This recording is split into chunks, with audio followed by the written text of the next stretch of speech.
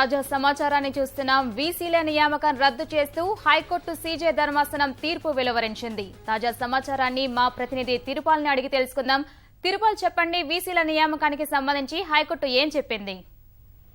మౌనిక, తెలంగాణ రాష్ట్రంలో యూనివర్సిటీల ఉపకులపతుల నియామకాలను రద్దు చేస్తూ హైకోర్టు తీర్పు ఇచ్చింది. దీనికి సంబంధించిన అంటే వీసీలు నియామకాలకు సంబంధించిన జీవోలు జారీ చేస్తూ అంటే అర్హతలు నియమ నిబంధనలు పేర్కొంటూ ఇచ్చిన జీవోలను సవాల్ చేస్తూ ఉస్మానియా యూనివర్సిటీకి చెందిన రిటైర్డ్ ప్రొఫెసర్ హైకోర్టులో పిటిషన్ దాఖలు చేశారు. ఈ పిటిషన్ మీద విచారించిన హైకోర్టు అర్హతలు సరిగా లేవని చెప్పి కూడా ఇంతకుముందు గతంలో కూడా వ్యాఖ్యానించింది.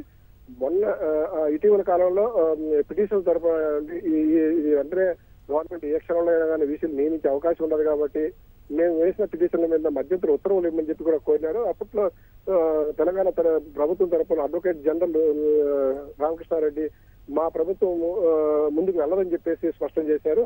ఇది ఇలా ఉండగా 2 రోజుల కిందట వీసీల పైన హైకోర్టులో విచారణ జరుగుతుండగానే తెలంగాణ గవర్నమెంట్ వీసీల నియామకాలను నియమిస్తూ ఉత్తర్వులు జారీ చేసింది. మొత్తం రాష్ట్రంలోని 8 విశ్వవిద్యాలయాలకు సంబంధించిన వీసీలు నియమిస్తూ ఉదయాన్నే ఉత్తర్వులు జారీ చేసి సాయంత్రం కల్లా వాళ్ళు ఛార్జ్ కూడా తీసుకున్నారు.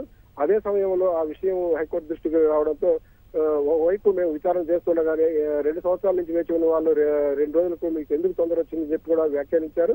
అయినప్పుడు కూడా అడ్వకేట్ జనరల్ దానికి సమాధానం ఇస్తూ వీసీల నియామకాలకు సంబంధించిన ఉత్తర్వుల్లో కూడా మేము హైకోర్టు తుది తీర్పుకు లోబడి అమలు ఉంటుందని చెప్పేసి కూడా స్పష్టం చేసినాము. ఇందులో ఎలాంటి వివాదాలు అంటే భేదాభిప్రాయాలు లేవు, కోర్టు తీర్పులకు అనుగుణంగానే నడుచుకుంటామని చెప్పి ఆ రోజు కూడా హామీ ఇచ్చారు. ఈవేళ కోర్టులో ఈ ఉదయాన్నే ఈ కేసు విచారణకు రాగానే ప్రభుత్వం ఇచ్చిన జీవోలు అంటే నియమ నిబంధనలకు సంబంధించి ఒకటి, రెండోది వచ్చేసి అర్హతలకు సంబంధించిన ఇచ్చిన జీవోలు మొత్తం కూడా సస్పెండ్ చేస్తున్నట్టుగా కోర్టు ప్రకటించింది. అదేవిధంగా వీసీలు నియమిస్తూ ప్రభుత్వం జారీ చేసిన ఉత్తర్వులను కూడా రద్దు చేస్తున్నట్టు ప్రకటించింది. అయితే ఈ రద్దు అమలుకు 4 వారాల సమయం కావాలని చెప్పేసి అడ్వకేట్ జనరల్ రామకృష్ణారెడ్డి కోర్టును విజ్ఞప్తి చేశాడు.